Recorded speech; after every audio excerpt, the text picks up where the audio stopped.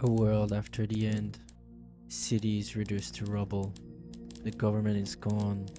People are scattered into tiny settlements fighting to survive. But something still moves through the wasteland. Convoys of trucks and endless shipments.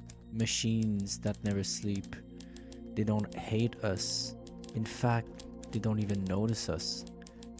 They just keep building.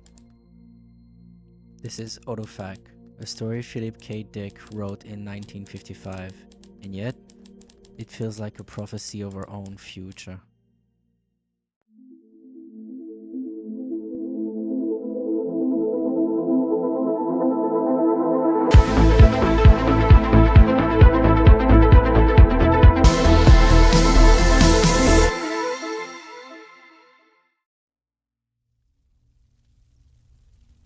Autofac isn't just a sci-fi story, it's a thought experiment. Imagine this, 20 years after civilization collapsed, humanity is broken, but the factories, the machines, they keep running. Convoys still moves across dead highways. Packages still arrive on doorsteps. The system keeps producing long after the people it was meant to serve are gone. And that's what makes Autofac so haunting. The machines aren't evil. They don't hate us. They simply don't stop. Think about it. Before, you didn't even have to think about resources. You wanted something, you went to the store, and it was there. Bread, tools, radios, cars, everything. Now, you live in tiny settlements, scrapping together just enough to survive. And when you need something as basic as wood or metal, it's gone. Because the machines, they take it all. This is the nightmare Philip imagines in Autofac. A world where automation doesn't just keep going without us, it consumes without us, until nothing is left. When I first read this story, I couldn't help but think of Tsutomu Nihei's manga, Blam. In Blam, the city expands endlessly, layer upon layer of steel, towers, corridors, hallways that stretch into infinity. In Autofac, the factories replicate like seeds, sprouting across the earth, consuming every scrap of material to feed their growth. Different mediums, different cultures, but the same nightmare. Systems that don't need us anymore. It's not about machines rising up against humans, like in Terminator. It's about machines moving on. They keep building, they keep expanding, indifferent to the people left behind. That's the core of Autofac. The most terrifying systems aren't violent, they're indifferent. To understand the story, I think it's important to understand the era in which it came out of. In 1955, the world was still reeling from World War II, a war where technology had already proven it could outpace morality. Assembly lines had built tanks and bombers at a scale no one thought possible. Nuclear bombs had flattened Hiroshima and Nagasaki in an instant. The Cold War had already begun, and people lived with the constant background fear that a button pressed in Moscow or Washington could end civilization in a flash. Industry, politics, and war machines had shown they could run bigger than any individual, bigger than morality, bigger than life itself. For Philip and his generation, the fear wasn't just an invasion or of armies marching across borders. It was of massive, impersonal systems, industrial, political, military, expanding on their own momentum. Machines, bureaucracies, chains of command, things no single human could ever control.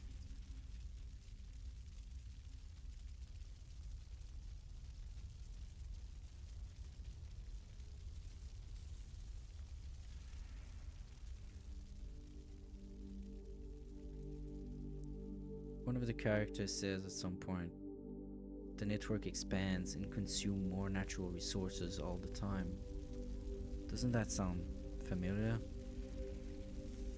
That's us, humanity itself, expanding, consuming, never satisfied, stripping resources until there's nothing left.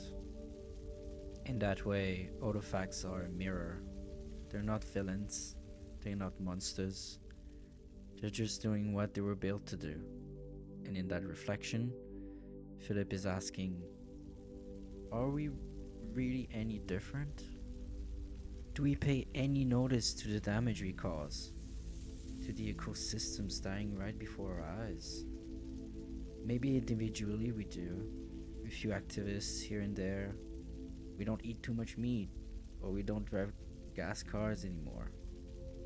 But ultimately, the system doesn't see that. It can't.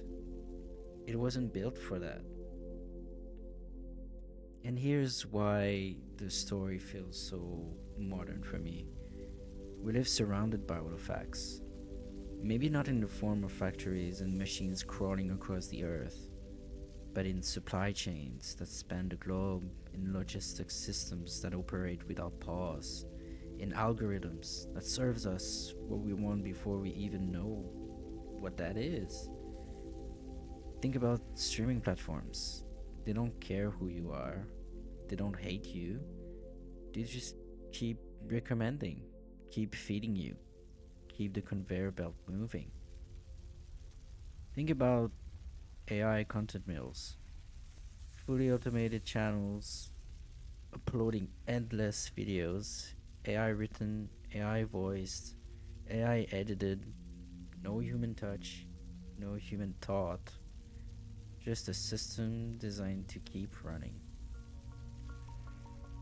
And the scary thing, they work. People watch them. I've been fooled by them myself. Just take a look around you too. Whole channels are run like that. Endless output. We post multiple videos a day. How is that even possible? They use AI narrators, AI drawings. Even the ads before the video itself is fully AI generated now. They don't care about you. They just run to feed the algorithm, to ramp views and turn that into money. And to be quite frank, that's why I started this channel. To push back against autofact thinking, to remind myself and maybe remind you that human voices, human drawings, human perspectives still matter. Philip wasn't warning us about machines that destroy humanity. He was warning us about systems that no longer needs it. And that's the scariest part. I wrote the story in 1955, but it could have been written yesterday. With the constant threat of atomic war looming in the corner, it doesn't seem too far of a reach to imagine a world where all that's left is machines that replicate themselves, endless systems too big to break. Today, we call it automation, AI, algorithms, and the question hasn't changed. When we hand over control, what's left for us? Autofact doesn't end with triumph, it ends with inevitability. And maybe that's the real warning. Not that the machines will kill us, but that they'll forget about us and move on. Okay. Feel like I went on a few tangents there, but nonetheless, thank you so much for watching. If you made it this far, really means a lot. If you enjoyed the video, leave a like, subscribe, so that you can join me for more explorations of various stories. Also, if you want to support me directly and make sure more content comes out weekly, consider following my Patreon. There I will be posting the videos early, making some of my artwork available for purchase, and maybe some behind the scenes footage. Maybe. You'll also be able to get access to my Discord, where you can come hang out and chat with like-minded people. So until next time, be right back.